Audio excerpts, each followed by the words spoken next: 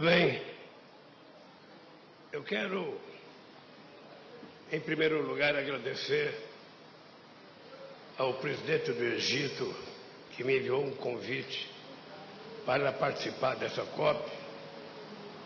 Quero agradecer ao governador Helder Barbalho, governador do estado do Pará, no Brasil, que está presidindo o consórcio dos governadores dos estados amazônicos, que também participaram desse fórum.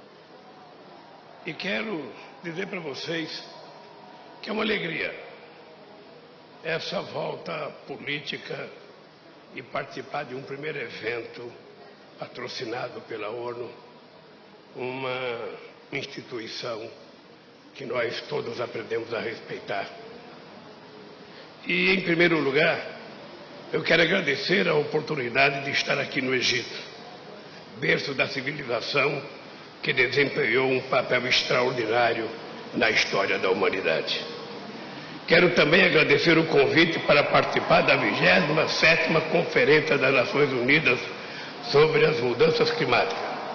Sinto-me especialmente honrado, porque sei que esse convite não foi feito para mim, mas foi feito para o meu país e para o povo brasileiro.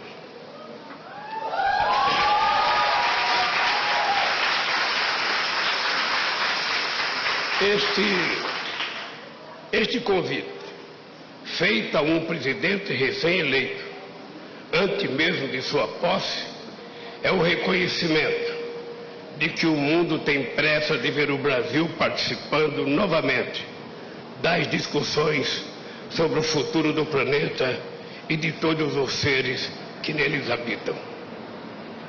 O planeta que a todo momento nos alerta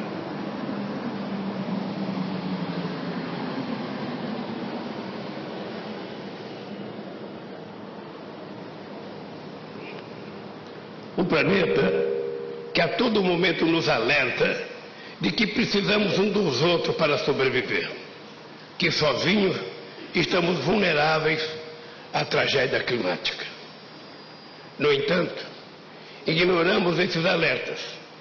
Gastamos trilhões de dólares em guerras que só trazem destruição e mortes, enquanto 900 milhões de pessoas em todo o mundo não têm o que comer.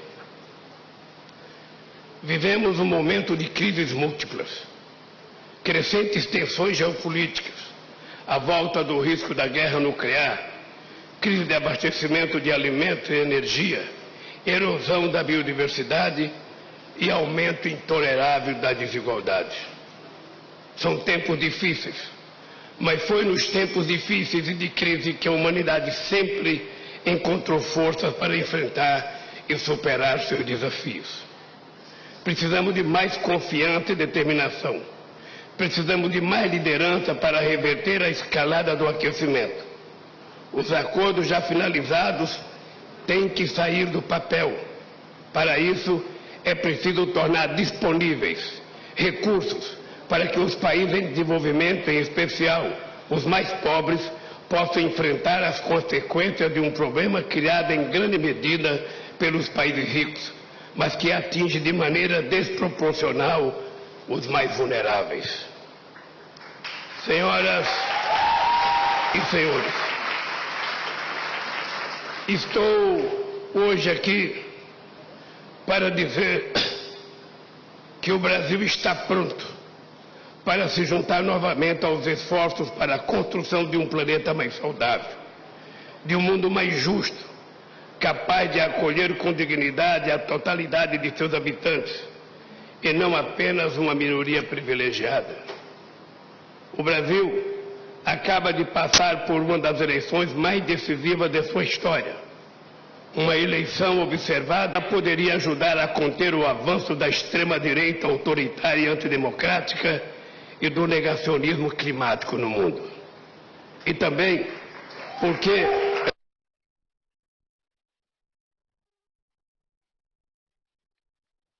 dependia não apenas a paz e o bem-estar do povo brasileiro, mas também a sobrevivência da Amazônia e, portanto, a sobrevivência do nosso planeta. Ao final de uma disputa acirrada, O povo brasileiro fez a sua escolha e a democracia venceu. Com isso, volta a vigorar os valores civilizatórios, o respeito aos direitos humanos e o compromisso de enfrentar com determinação a mudança climática. O Brasil já mostrou ao mundo o caminho para derrotar o desmatamento e o aquecimento global. Entre 2004 e 2012, reduzimos a taxa de devastação da Amazônia em 83%, enquanto o PIB agropecuário crescia 75%.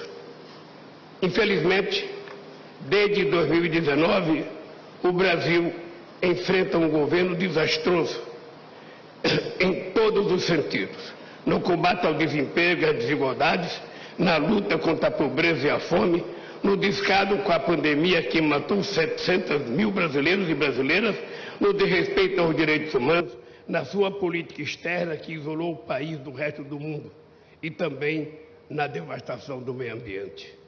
Não por acaso, a frase que mais tenho ouvido dos líderes de diferentes países é a seguinte frase: o mundo sente saudade do Brasil. Quero dizer para vocês que o Brasil está de volta. Está de volta.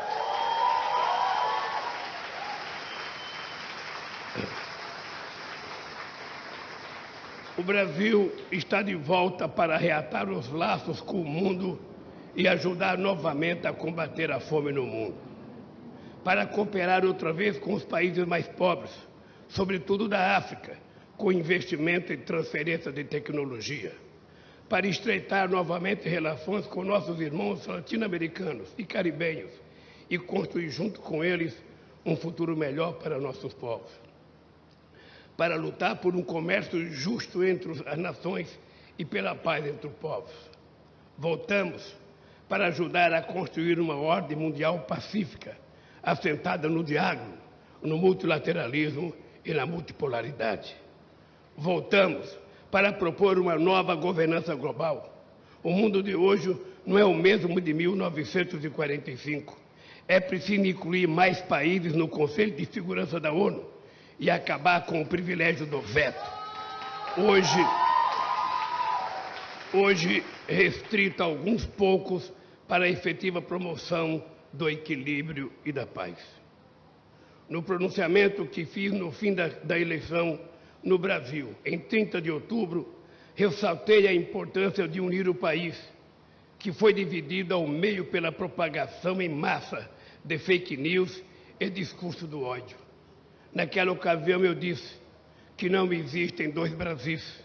Agora, quero dizer que não existe dois planetas Terra. Somos uma única espécie chamada humanidade. E não haverá futuro enquanto continuarmos cavando um poço sem fundo de desigualdades entre ricos e pobres.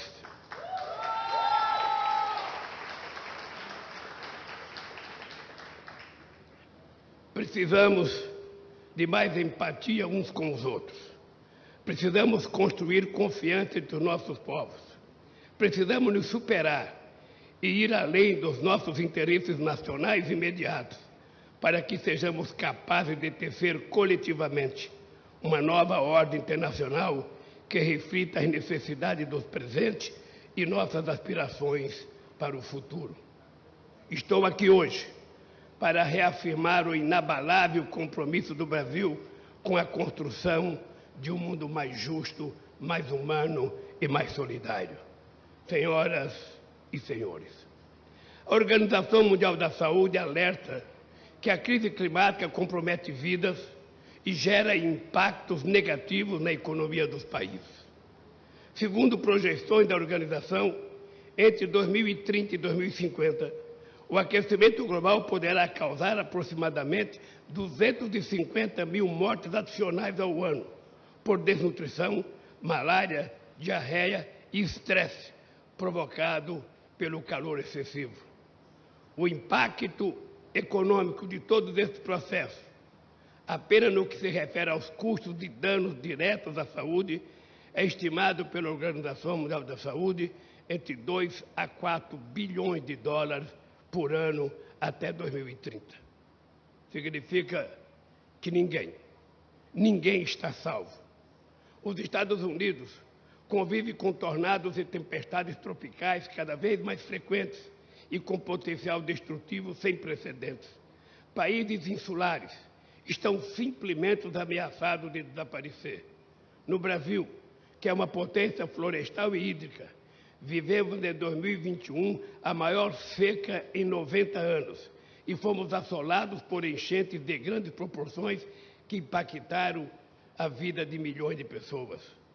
A Europa enfrenta uma série de fenômenos meteorológicos e climáticos extremos em várias partes do continente, de incêndios devastadores e inundações que causam um número inédito de mortes. Apesar de ser o continente com menor taxa de emissão de gases de efeito estufa do planeta, a África também vem sofrendo eventos climáticos extremos. Enchentes e secas no Chad, Nigéria, Madagascar e parte da Somália. Elevação do nível dos mares, que no futuro próximo será catastrófica para as dezenas de milhões de egípcios que vivem no delta do rio Nilo. Repito, ninguém está salvo. A emergência climática afeta a todos, embora seus efeitos recaiam com maior intensidade sobre os mais vulneráveis. A desigualdade entre ricos e pobres manifesta-se até mesmo nos esforços para a redução das mudanças climáticas. O 1% mais rico da população do planeta vai ultrapassar em 30 vezes o limite das emissões de gás carbônico necessário para evitar que o aumento da temperatura global ultrapasse a meta de 1,5 graus centígrado até 2030. Esse 1% mais rico está a caminho de emitir 70 toneladas de gás carbônico per capita por ano. Enquanto isso, os 50% mais pobres do mundo emitirão, em média, apenas 1 tonelada per capita, segundo o estudo produzido pela ONG Oxfam e apresentada na COP26. Por isso, a luta contra o aquecimento global é indissociável da luta contra a pobreza e por um mundo menos desigual e mais justo. Queridas companheiras e queridos companheiros, não há segurança climática para o mundo sem uma Amazônia protegida. Não mediremos esforços para zerar o desmatamento e a degradação de nossos biomas até 2030, da mesma forma que mais de 130 países se comprometeram a assinar a Declaração de Líderes de Glasgow sobre as florestas. Por esse motivo, quero aproveitar esta conferência para anunciar que o combate à mudança climática terá o mais alto perfil na estrutura do meu próximo governo.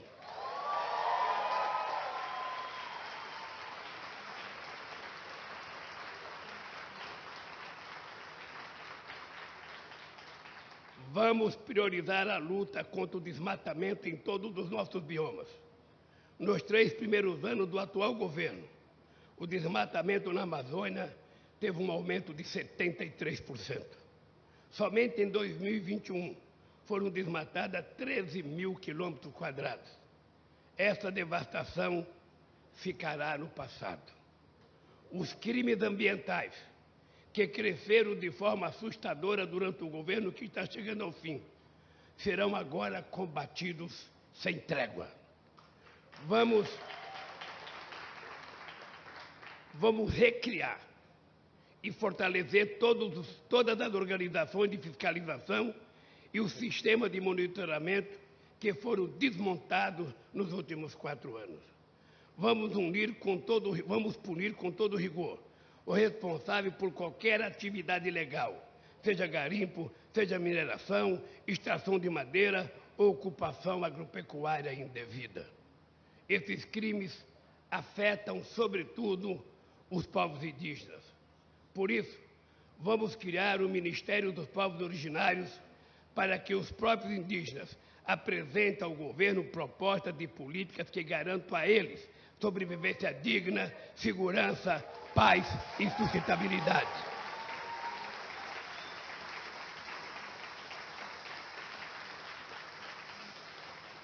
Os povos originários e aqueles que residem na região amazônica devem ser os protagonistas da sua preservação. Os 29 milhões de brasileiros que moram na Amazônia têm que ser os primeiros parceiros, agentes e beneficiários de um modelo de desenvolvimento local, sustentável, não de um modelo que, ao destruir a floresta, gera pouca e efêmera riqueza para poucos e prejuízo ambiental para muitos. Vamos provar mais uma vez que é possível gerar riqueza sem provocar mais mudança climática. Faremos isso explorando com responsabilidade a extraordinária biodiversidade da Amazônia para a produção de medicamentos e, quem sabe, cosméticos e outras coisas. Vamos provar que é possível promover crescimento econômico e inclusão social, tendo a natureza como aliada estratégica e não mais como inimiga a ser abatida a golpe de tratores ou motosserras. Tenho o prazer de informar que logo após nossa vitória na eleição de 30 de outubro, Alemanha e Noruega anunciaram a intenção de reativar o Fundo Amazônia para financiar medidas de proteção ambiental na maior floresta tropical do mundo.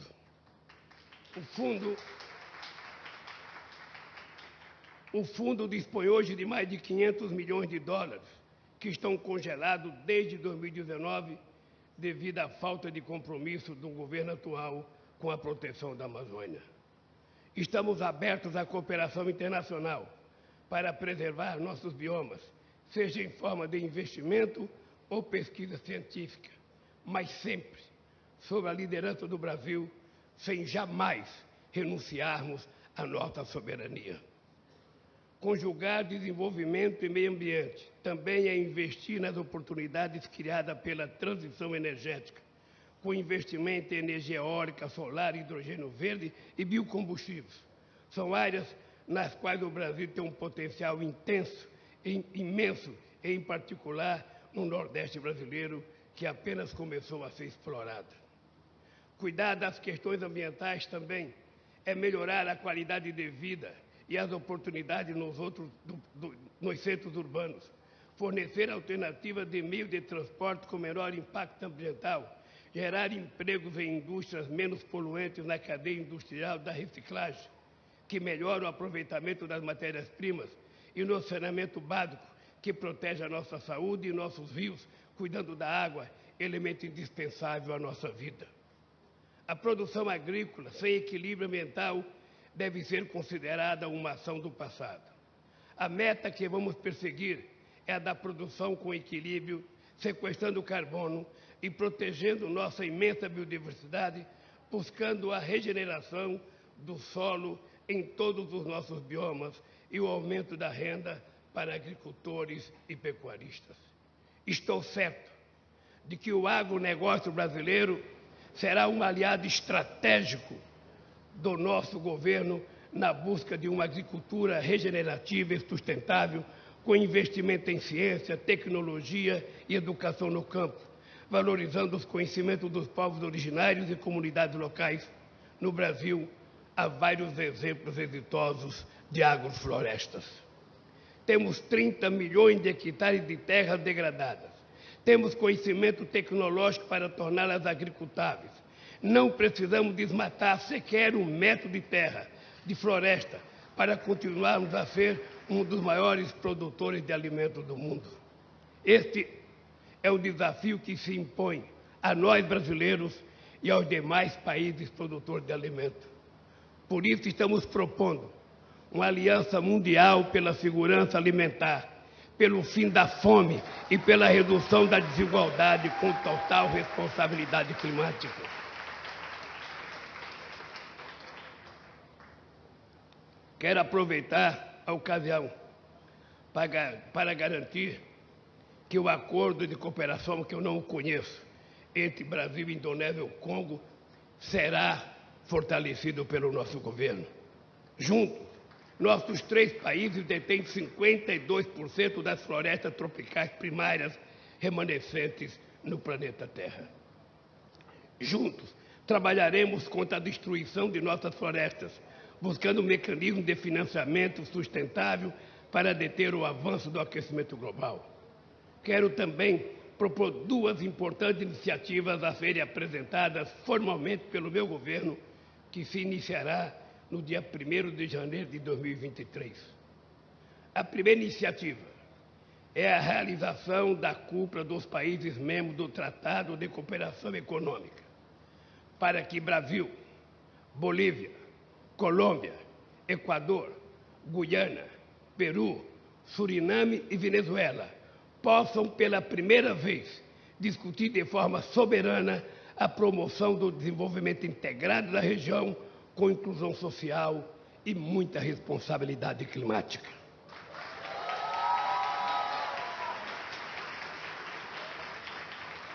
A segunda iniciativa é oferecer o Brasil para sediar a COP30 em 2025. Seremos cada vez mais afirmativos diante do desafio de enfrentar a mudança do clima, alinhados com os compromissos acordados em Paris e orientados pela busca da descarbonização da economia global.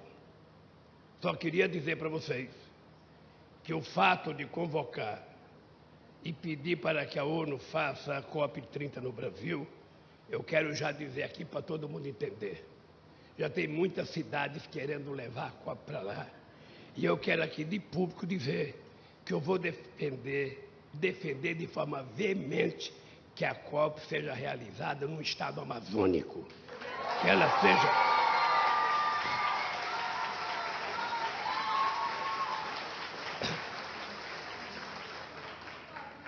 para que as pessoas que defendem tanto a Amazônia tenham noção da importância dessa parte do mundo que nós, possivelmente sozinhos, não teremos forças e nem dinheiro para cuidar com o cuidado que a Amazônia precisa ser cuidada.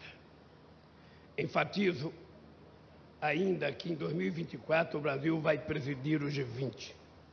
Estejam certos de que a agenda climática será uma das prioridades. Até porque eu preciso discutir com os países ricos algumas decisões que já foram tomadas em várias outras COP e que essas decisões não saem do papel e não são executadas. E nós precisamos ter clareza de que nós não podemos ficar prometendo e não cumprindo, porque senão seremos vítimas de nós mesmos. Eu queria lembrar vocês que em 2009, os países presentes na COP15 em Copenhague comprometeram-se em mobilizar 100 bilhões de dólares por ano. Eu vou repetir. Os países de 2009, na COP15, se comprometeram a mobilizar 100 bilhões de dólares por ano a partir de 2020, portanto já passaram esses 2 anos, para ajudar os países menos desenvolvidos a enfrentarem a mudança climática. Então, eu não sei quantos representantes de países ricos tem aqui, mas eu quero dizer que a minha volta também é para cobrar aquilo que foi prometido na COP15.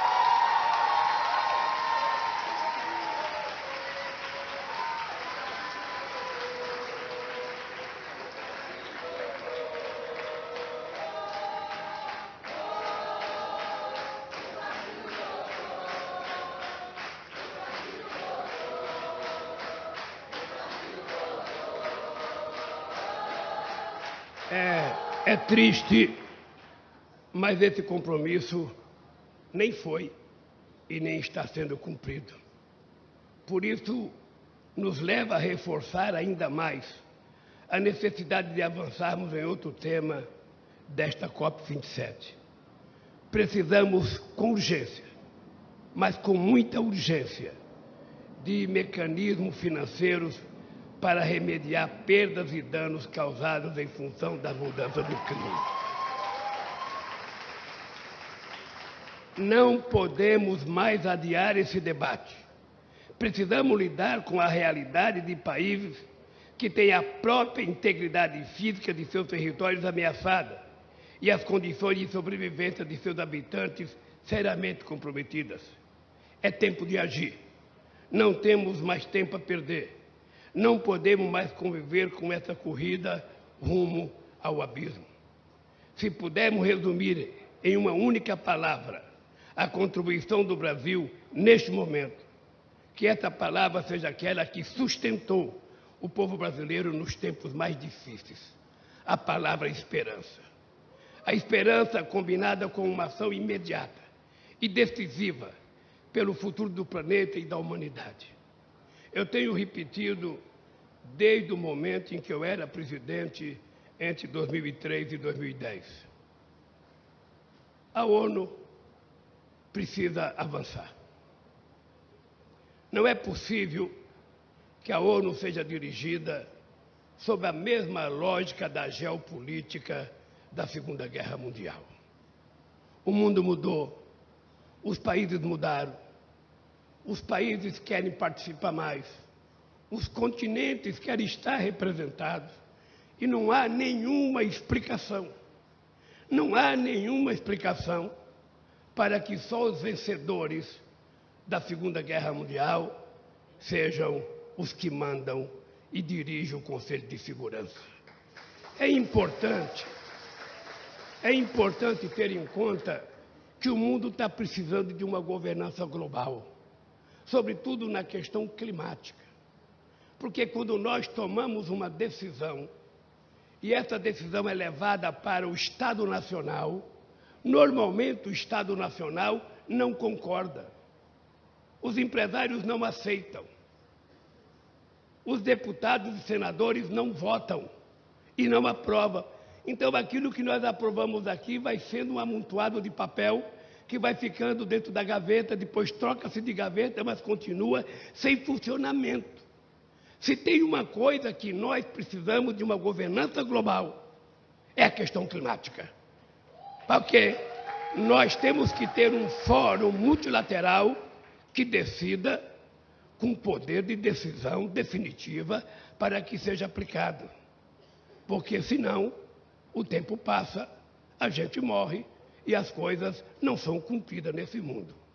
É com esse objetivo que eu votei a me candidatar a presidente da República do Brasil. É com esse objetivo que eu estou aqui falando de novo do povo brasileiro. Eu não votei para fazer o mesmo que eu já tinha feito. Eu votei para fazer mais. E, por isso, espere um Lula muito mais cobrador para que a gente possa fazer um mundo efetivamente mais justo e um mundo humanamente melhor para todos nós. Muito obrigado, com muito carinho, um beijo no coração de vocês.